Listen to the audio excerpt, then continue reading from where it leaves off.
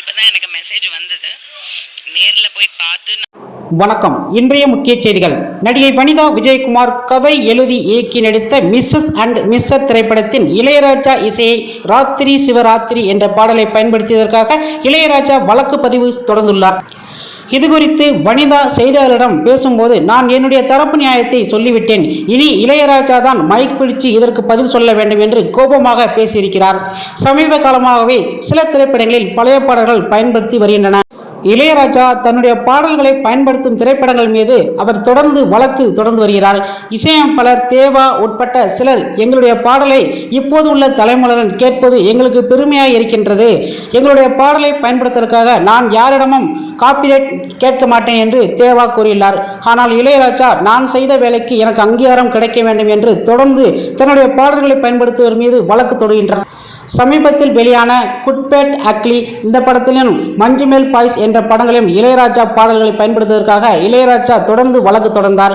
இன்னும் நிலுவையில் இருக்கின்றது. இதற்கிடையே நடிகை வனிதா விஜயகுமார் கதை எழுதி இயக்கி நடித்த மிஸ்ஸஸ் அண்ட் மிஸ்டர் திரைப்படம் இளையராஜா இசையமைத்து ராத்திரி சிவராத்திரி என்ற பாடலை பயன்படுத்தியிருக்கிறார்.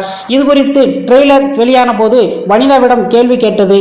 அதற்கு வனிதா தான் இளையராஜாவை நேரில் சந்தித்து அவரிடம் ஆசி வழங்கிவிட்டு அவரிடம் நான் இந்த பாடலை அனுமதி பெற்றேன் என்று கூறினார். அவருக்கு இது ஏற்கனவே தெரியும் என்றும் கூறியுள்ளார். ஆனால் இந்த பாடலின் உரிமையை வைத்திருந்த சோனி மியூசிக் இடமும் அனுமதி வாங்கிட்டோம் என்றும் கூறியிருந்தார். ஆனால் இந்த திரைப்படம் வெளியான அதே நாளில் இளையராஜா வனிதா தன்னுடைய பாடலை பயன்படுத்தியதற்காக நஷ்டஈடு தர வேண்டும் அல்லது அந்த பாடலை நீக்க வேண்டும் என்று வழக்கு தொடர்ந்துள்ளார். இதற்கு ஒரு வாரத்திற்கு முன் வனிதா பதிலளிக்க வேண்டும் என்று நீதிமன்றம் உத்தரவிட்டது.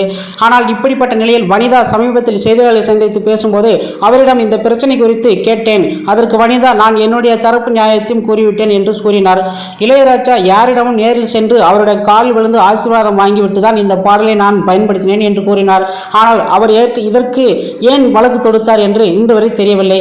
ஏற்கனவே குடும்பத்துக்குள் பல பிரச்சனை இருக்கிறது. இந்த பாடலின் உரிமை சோனி மியூசிக் இடம் இருக்கின்றது. இந்த பாடலை உருவாக்குவதற்கு உரிமை கொடுத்து தன்னுடைய பெரியப்பா தான். ஏற்கனவே குடும்பத்துக்குள் பிரச்சனை இருப்பதால் இப்படி வழக்கு தொடர்ந்திருக்கிறார்கள். நான் இளையராஜாவிடம் நேரில் சொல்லிவிட்டு தான் பயன்படுத்தினேன். என் மீது கோபம் இருந்தால் என்னை கூப்பிட்டு திட்டிருக்கலாம். ஆனால் இவர் இப்படி பேசியிருக்கிறார், எனக்கு இது ரொம்ப வருத்தமாக இருக்கு என்று நீதிமன்றம் கூறியுள்ளார்.